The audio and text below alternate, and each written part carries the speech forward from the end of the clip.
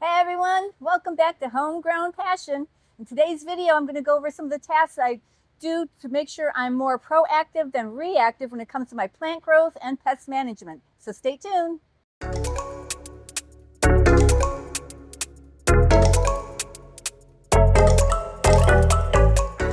Well, it's the middle of February and I'm getting ready for spring, and my tomato plants are doing quite well. I want them in full production for my summer farm market, and I think they'll be there. And my green beans, they're ready to trellis, so let's go down there and get them trellised.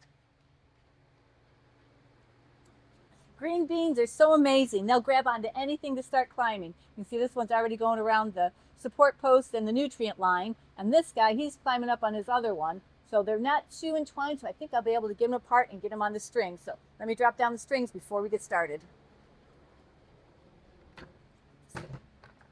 Okay, make sure. I'll probably put 2 or 3 strings down to each one of them.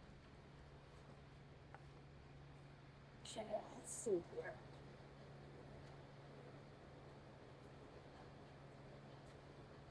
And these I drop all the way down to the growing medium.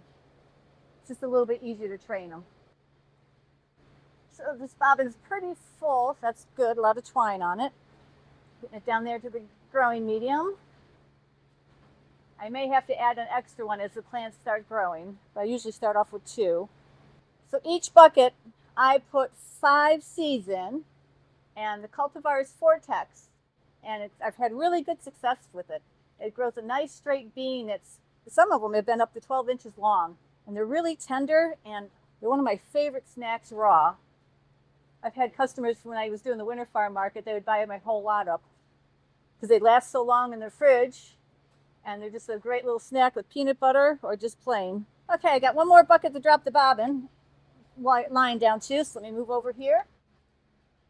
Man, these guys are really, checked them last night and they weren't that intertwined. It's amazing how fast they grow overnight. There's been years where I put a magic mark on the string at night, and then they come in the next morning and they've climbed up 2 or 3 inches. I always leave the extra bobbins up, so in case I do have to drop another line, I don't have to go look for them. They're already here in place. I think I'm ready to get them apart and start get them trained. Well, after looking at these guys, I think I'm going to have to drop a 3rd line. They're really getting big, and I just don't want them to get all intertwined, because if they grow nicely apart, I'd have the best kind of beans. So let me go get the ladder again and drop down some more lines. So what I decided to do, since I have the 2 wires and I want the plants to be separated, I have 2 lines coming down from one wire and the other 3rd line coming from the opposite side. So we'll keep the plants apart and give them plenty of air space so they can grow. I caught the plants in time so I can get them unwound to get them trellised the way I want them to go.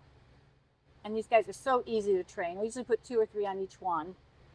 Now you just hold the line down tight and just kind of gently twist it around. You don't have to go crazy with it. And by tomorrow, it'll learn itself and it'll start going up there. So go ahead and get this guy. So just real gently just twist him around a little bit. Try not to break off the tip. And they'll start climbing. Let me get this 3rd one. That little guy's too little yet. Once he gets bigger, I'll start training him. So after a couple of days of getting everybody trained, I won't have to do a thing, and they'll just keep growing, and then I'll be able to pick my beans. Let's get this crazy guy off the pole here. He's really intertwined. And there's a couple of them. Let's see what I gotta do here. Really gently, because I don't want all of them on one string. They'll eventually climb up on the water line, but that's okay. I just want to get them have a good start. Get this guy started. Just takes a couple little twists, don't have to go crazy. But I don't have my cucumbers, my English cucumbers in production yet for the farm market or my CSA program, but I've been craving some. So I decided to just do 1 bucket for myself. And I decided to do a little bit of an experiment. Usually I start my cucumber seeds in the Oasis cubes and then transplant them into the perlite. Well, this time, as I was doing the beans, I just plopped in 2 cucumber seeds, and 21 days later, they're popped up and have 3 leaves on them. So it worked out really well. Well, tomato plants need bees to be pollinated to produce the tomatoes. I don't have enough plants in the greenhouse to support a hive of bees. So if you've seen my past videos, I use an electric toothbrush and I go ahead and pollinate the flowers when they come open. I do it like every other day. Just turn on it and just give them a little shake. And when it's really dry out, you can see the pollen flying everywhere. So I just go up and down the row and pollinate each flower. Well, here's where I'm being proactive. Last year and a couple years back, I had whitefly so bad on my tomato plants, it drove me crazy. It felt like every time I pollinated, I was breathing in the little buggers. So this year, I'm being proactive, like I said, and I'm putting out the yellow sticky cards to catch every one that's possible. And what I've done this year, what I haven't done in the past, is when one is caught, I put a dot on it and I mark it on my calendar of how many I caught that day. So far in these 2 weeks that these tags have been up, I've only caught 3. And I'm really happy about that. And I am going to get another pack of the sticky cards and put them up even closer so I can really monitor the plants as the springtime. Things get warmer and you're in and out of the greenhouse more, and that's when the infestation starts, and just really keep these little buggers off my plants and keep them out of the greenhouse. Years ago, my youngest did a science project showing how plants grow in different light situations. That was way before we had the greenhouse, so I didn't really pay attention to it. But boy, it really makes a difference what light does for your plants. I do have my broccoli microgreens grown in the channel here. It's right next to where the beetle buckets are and the lights that I have on 10 hours a day. And you can see in the channel how some of them are low and then it gets nice and high where the light is and then gets low again when it gets away from the light. It's just amazing how one little thing makes a big difference in your plant growth. 6 days ago, I seeded watercress for my CSA program and a little bit of lettuce and arugula for us. And uncovered them today and they sprouted really nice. That's why they're a little bit yellow, but brought them underneath the nursery lights. But I can see where I had a little bit of an oops where I spilled a bunch of the watercress seeds, so they're growing all on top of the oasis cubes.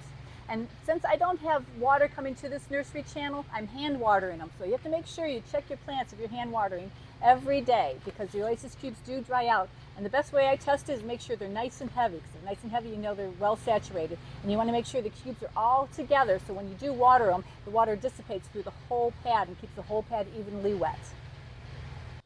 So you know I like to keep my greenhouse clean. From the NFT channels to the beetle buckets to even mopping the floor, I have to have a clean environment for my plants to grow.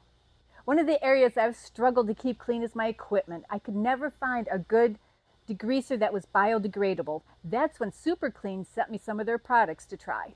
Super Clean was created over 44 years ago, and at full strength is probably the most powerful, tough task cleaner you can find. It is also super cost effective.